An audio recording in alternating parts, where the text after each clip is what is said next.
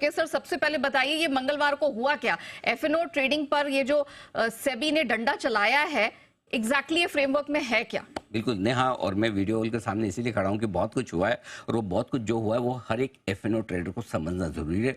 अगर आप F&O trader नहीं और इन्वेस्टर हैं फिर भी समझिए। 6 बड़े बदलाव हुए हैं, एक एक करके मैं आपको बदलाव भी बताता हूँ और उसका असर भी बताता हूँ। पहला, अब किसी भी इंडेक्स की सिर्फ एक इंडेक्स की सबकी सारी जितने भी इंडेक्स हैं उनकी वीकली एक्सपायरी बंद हो जाएगी। सिर्फ एक ही इंडेक्स की वीकली एक्सपायरी होगी, कोई भी एक इंडेक्स।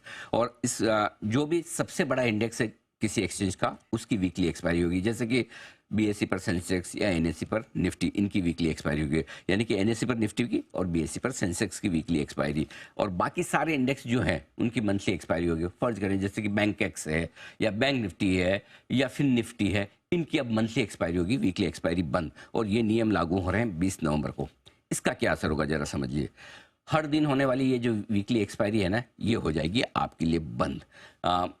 आज इसकी, कल उसकी, 5 दिन जो होती ना, ये सब खत्म हो जाएगी। दूसरा, सस्ते ऑप्शन के लालच में पैसा गंवाने वाले रिटेल ट्रेडर्स के आज आखिरी दिन है। हीरो जीरो टाइप हुआ या कम पैसे में बड़ा ऑप्शन खरीद लिया, बड़ा उछाल आ गया, तो वो सब, तो ये जो नुकसान हो रहा था रिटेल इन्वेस्टर्स को, 1,80,000 करोड़ का पैसा रिटेल से समझदार या ज़्यादा स्किल ट्रेडर्स की तरफ जो शिफ्ट हुआ, ये एक्सपायरी के दिन भारी उतार चढ़ाव वाला खेल अब बंद होता हुआ दिखेगा। लेकिन इसमें एक बड़ा चेंज हो सकता है, वो ये कि अब मंथली एक्सपायरी हर गुरुवार को नहीं करके एक्सचेंजेस क्या करेंगे, किसी एक प्रोडक्ट की मंथली, यानी कि बैंक निफ्टी की समझो तीसरे गुरुवार को कर ली, किसी फिर निफ्टी की दूसरे गुरुवार को, इस तरह से अलग अलग वीक में स्प्रेड कर देंगे ताकि वीकली वॉल्यूम उनका बना रहे। लेकिन फिर भी होगी एक्सपायरी, और हो सकता है इस चक्कर में नए और इंडेक्स डेरिवेटिव्स लॉन्च कर दिए जाए। चलो पीएसयू का लॉन्च कर देते हैं, इसमें भी ट्रेडिंग, आईटी का कर देते हैं, एफएमसीजी का कर देते हैं, ताकि है ना वो वीकली एक्सपायरी की भरपाई करने के लिए एक्सचेंजेस करने की कोशिश जरूर करेंगे। लेकिन फिलहाल जो डेरिवेटिव्स हैं ऑलरेडी उनकी वीकली एक्सपायरी बंद, मंथली एक्सपायरी होगी। सिर्फ एक ही इंडेक्स की वीकली एक्सपायरी होगी जो निफ्टी या सेंसेक्स होगा। नंबर 2, कॉन्ट्रैक्ट की साइज बढ़ा दी है। अब तक जो कॉन्ट्रैक्ट की साइज थी 5 से 10 लाख की होती थी, अब कॉन्ट्रैक्ट की साइज बढ़ाकर कर दी है 15 लाख की। और जब जब भी रिव्यू होगा तो 15 से 20 लाख रुपए की रेंज में इस कॉन्ट्रैक्ट को रखा जाएगा। और ये नियम भी आपके 20 नवंबर से लागू होने वाले हैं। अब इसका क्या असर होगा? लॉट साइज बढ़ने से आपको मार्जिन ज़्यादा देना होगा, और मार्जिन ज़्यादा देंगे तो जाहिर सी बात है जिसकी कैपेसिटी ज़्यादा मार्जिन देने की वही ट्रेड कर पाएंगे। हालांकि एक चीज़ बताऊं, कॉन्ट्रैक्ट साइज में बढ़ोतरी उम्मीद से कम हुई। पहले ये था कि 20 लाख तो मिनिमम हो गई, 6 महीने बाद इसको 30 लाख तक भी कर दिया जाएगा। लेकिन उस लिहाज से देखा जाए तो बहुत ज़्यादा बढ़ी नहीं है कॉन्ट्रैक्ट साइज, तो वो एक थोड़ी सी आराम की बात है। अब इसमें दूसरा पहलू और है। वैसे कॉन्ट्रैक्ट साइज बढ़ने से ये होगा कि लोग कम ट्रेड कर लेंगे, ये भी है कि जो एक लोड करता है वो तो करेगा ही। अब हो सकता है इसका दूसरा असर ये हो कि पहले नुकसान आप 10 लाख के कॉन्ट्रैक्ट पे करते थे, अब शायद 15 लाख के कॉन्ट्रैक्ट पे करेंगे, तो नुकसान बढ़ भी सकता है, इसमें कम हो ऐसा जरूरी नहीं। तीसरा बड़ा बदलाव जो है वो है कैलेंडर स्प्रेड का बेनिफिट खत्म है। यानी कि एक्सपायरी के दिन कैलेंडर स्प्रेड का फायदा अब नहीं मिल पाएगा, और ये नियम भी 1 फरवरी 2025 से लागू होंगे। अब ये क्या, इसका असर क्या होगा ये जरा समझिए। अब आपको ज्यादा मार्जिन देने होंगे। समझिए आप इस सीरीज में कोई एक फ्यूचर खरीद रहे हैं, अगली सीरीज में बेच रहे हैं और एक्सपायरी के नजदीक जाते थे तो आपको कैलेंडर स्प्रेड मिल जाता था, क्योंकि आपकी हेज पोजीशन है, राइट, इस एक्सपायरी से अगली एक्सपायरी में। लेकिन वो हेज पोजीशन का बेनिफिट खत्म किया जा रहा है, तो ऐसे में रोल ओवर और हेजिंग करने वाले लोगों को अब नुकसान होगा, उन्हें ज्यादा मार्जिन देना होगा। आर्बिट्रेजर्स जो अपनी पोजीशन रोल करते आए, आर्बिट्रेज फंड जो जिसमें काफ़ी इन्वेस्टर्स म्यूचुअल फंड में पैसा लगाते हैं, आर्बिट्राज फंड में डेट के मुकाबले में थोड़ा ज़्यादा रिटर्न आता है, उनके लिए ये बड़ा नेगेटिव है। तो मार्जिन रिक्वायरमेंट बढ़ेगी और कैलेंडर स्प्रेड का बेनिफिट खत्म होना इन सबके लिए नेगेटिव होगा। चौथी बात, ऑप्शन खरीदने से पहले अब देना होगा पैसा, यानी कि ऑप्शन ट्रेडर्स को अपफ्रंट प्रीमियम देनी होगी। ये नियम भी 1 फरवरी 2025 से लागू होंगे। अब इसमें होगा क्या, पहले क्या था, अगर आज ऑप्शन खरीदें 2,000-5,000 का ऑप्शन, तो ब्रोकर कहता था ठीक है ना, कोई बात नहीं, जितनी डेबिट हो शाम तक पैसे दे देना, ठीक है।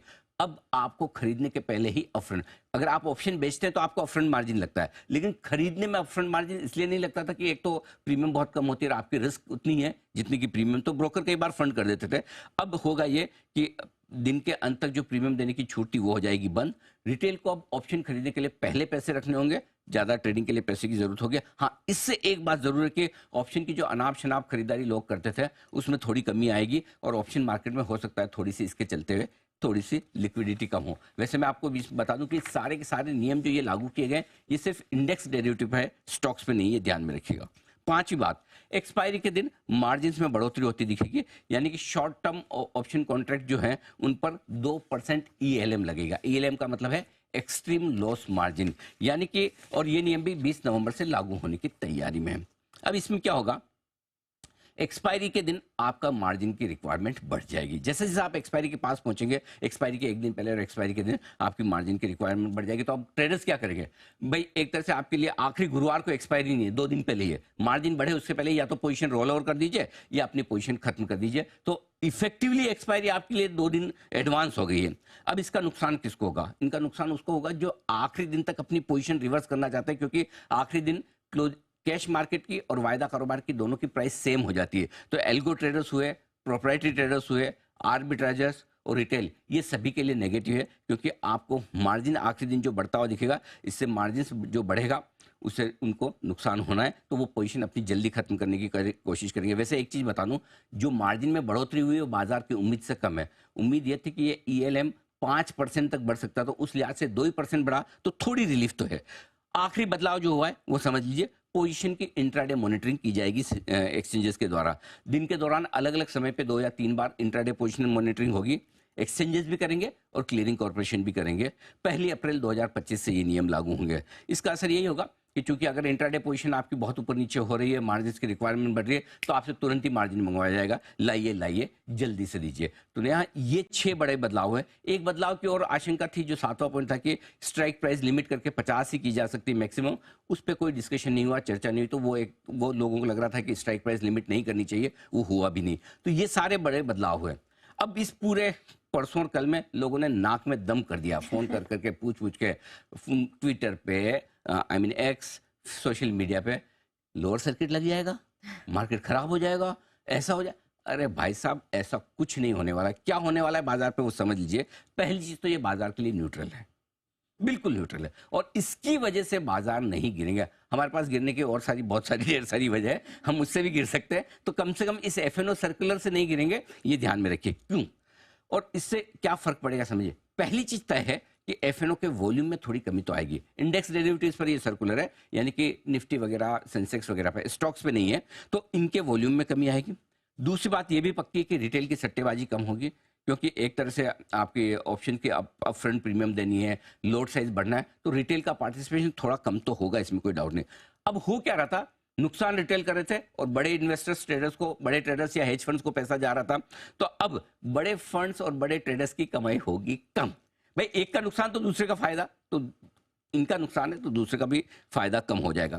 किसको नुकसान होगा, एल्गो ट्रेड करने वालों को नुकसान होगा। मशीन ट्रेड जो कि है ना, हाई फ्रिक्वेंसी ट्रेड करते हैं, वो हुए, प्रोप्राइटरी ट्रेडिंग वाले हुए, आर्बिट्राइजर्स हुए, इनकी कमाई घटेगी, ये बात पक्की है। हालांकि ये लोग सिस्टम में लिक्विडिटी लेके भी आते हैं, इनका ये भी फायदा है, लेकिन अब वो थोड़ा सा तो कम होगा। बाजार इसको एडजस्ट करने की कोशिश करेगा आने वाला। और सबसे बड़ी बात यह कि ब्रोकर्स के बिजनेस में भी थोड़ी कमी आने की आशंका है। लेकिन इन सबका यहाँ सबसे बड़ी बात जो है, जो लबू लुबाब है, कि अगर कुछ ट्रेडर्स, कुछ रिटेल ट्रेडर्स ऑप्शन ट्रेडिंग छोड़कर, फ्यूचर्स की इंडेक्स की ट्रेडिंग छोड़कर अगर इन्वेस्टमेंट की तरफ आ जाए, तो ये इस सर्कुलर की सबसे बड़ी सफलता होगी। वो हो ना हो, लेकिन अगर कम से कम रिटेल का, छोटे ट्रेडर्स का सट्टा अगर वायदा कारोबार में कम भी हो जाए, तब भी ये एक बड़ा अचीवमेंट है। तो पहली चीज ये अच्छी दिशा में अच्छा कदम है, इससे डरिए मत। दूसरी बात है, इससे बाजार नहीं गिरेगा, न इससे कोई बहुत लिक्विडिटी कम होने वाली है। पहले भी जब पीक मार्जिन सिस्टम आया था, लोगों को लगा अरे अब क्या होगा, वॉल्यूम ही खत्म हो जाएंगे, 1000 स्टॉक की लिस्ट है कि मार्जिन फंडिंग से बाहर निकल रहे हैं, कुछ नहीं हुआ। सो मार्केट मजबूत है, लिक्विड है, थोड़ा सा वक्त लगाएगा, 2-3 महीने एडजस्ट हो जाएगा, फिर से आप देखिएगा लाइफ टाइम हाई वॉल्यूम बनेंगे। तो डर बिल्कुल दिमाग से निकाल दीजिए कि मार्केट, उन लोग अरे 20% मार्केट घट जाएगा, सर्किट लगना। अब मैं समझ में नहीं आ रहा रिएक्ट क्या करूं, हंसूं या मतलब क्या करूं, बट एनीवे कुल मिला के अच्छी चीज हुई है, डरिए मत, घबराइए मत। चलिए, तो अच्छी चीज हुई है, घबराने की, डरने की बिल्कुल भी बात नहीं है। और सिर्फ यही नहीं, हम आपको बता दें कि इस पर सर एक बहुत ही खास शो लेकर आ रहे हैं सुबह 11 बजे। सेबी का डंडा, सट्टा होगा ठंडा। याद रखिए कि इसमें बिल्कुल भी डरने घबराने वाली बात नहीं है। और ये फ्रेमवर्क में जो बदलाव किए गए हैं, ये जो 6 नियम लागू किए हैं, ये ऐसा नहीं कि एक ही बार में लागू हो जाएंगे। 20 नवंबर से लागू होंगे, लेकिन एक ग्रेडेड पैटर्न में होंगे, और ये अगले साल तक एक एक करके नियम लागू होते रहेंगे। तो किसी भी भी तरह से डरने घबराने की जरूरत नहीं। और फिर भी अगर आपके मन में किसी प्रकार की शंका है, किसी प्रकार का डाउट है कि ये कैसे लागू होगा,